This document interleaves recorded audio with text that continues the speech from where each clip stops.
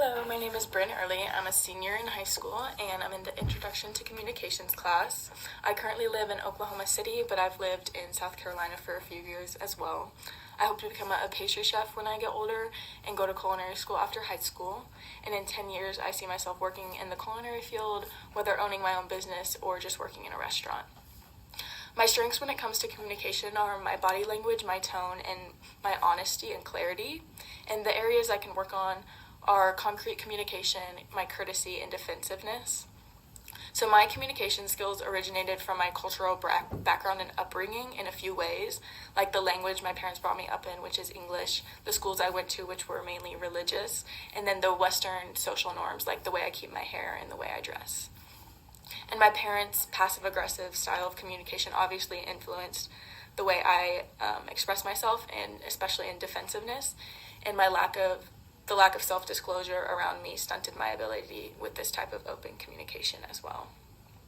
So culture encompasses many things, but the definition is a way a particular group believes or behaves. And culture is taught to you from the first day of your life, starting with the clothes you wear. And it encompasses many different forms of communication, like nonverbal communication, which means conveying information without using your words. And this might involve certain facial expressions or hand gestures to make a specific point. Along with mass communication, which is the large scale of sending messages, and it's often done through social media or technology to a large number of receivers. So culture, there's a collectivist, which is relating to the practice or principle of giving a group a priority over each individual in the society, and an individualist, which is a social theory favoring freedom of action for individuals over like a collective state of control, which would be more collectivist. My culture affects my perception of the world, which impacts the clothes I wear, my vocabulary, the gestures I use, my beliefs, and it pertains to the religion and the morals I adhere to. My communication style is really affected by my culture because of the tone I use and the volume I speak at, along with the way I dress. My ability to communicate clearly and respectfully, along with the efficiency of my speech, will advance me in my career that revolves around making a lot of personal connections and having to take action.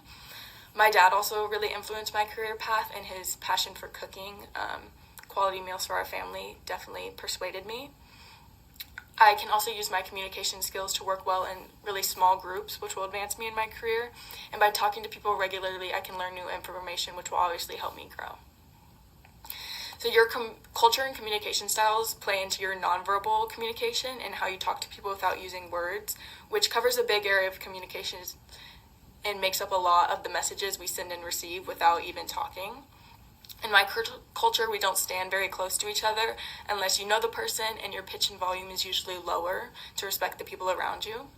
Your appearance also plays a big role in my culture for nonverbal communication, and we use a lot of gestures like thumbs up and down. So when communicating with people from different cultures, my nonverbal communication differs a lot. My facial expressions may be a bit more exaggerated, and I may dress differently to accommodate their customs. As we grow up noticing these nonverbal cues of adults, it's really important for the context of reading situations, because people's true feelings and intentions can come through often when they're using nonverbal cues. So the facial expressions and gestures are really important to grasp as you grow up. And being in tune with these subtle signs of somebody can really determine your success in a professional setting. So, and also along with knowing how to control your own unconscious nonverbal communication will help you with job opportunities. So your nonverbal cues and knowledge of different cultural communication can help you with mass communication, whether in a job or posting on social media. And mass communication is displayed in the way messages are created and received, and plays into cultural a lot, because every culture has a different value, morals, and societal norms that impact the information that they receive and spread and how it's perceived. The uniformity of messages through mass communication and fact-checking are two benefits, but it can also cause the spread of fake and biased news, and it can also increase the amount of surveillance in our society. But the strengths that I see from mass communication is the amount of collectivism that can be curated from different groups of people and interests, all bringing them together, and the amount of awareness that it can spread is also a positive that I've seen with major national and international events. So communication is the basis for how we connect to other people. Nonverbal cues, understanding how culture affects people's ability to communicate and how mass communication affects society will help you, and you can use it to your advantage.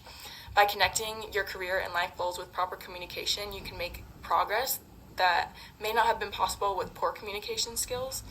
And by developing your communication skills, you can be more in tune with the people around you and allowing you to make more meaningful connections. My career goals involve a lot of communication skills through networking, nonverbal cues, and understanding different cultures. So doing this accurately to do my job in the culinary industry is really important. Communication is also pertinent in your everyday life, and by understanding the effects on culture and yourself, you can use communication as a skill to your advantage. Thank you.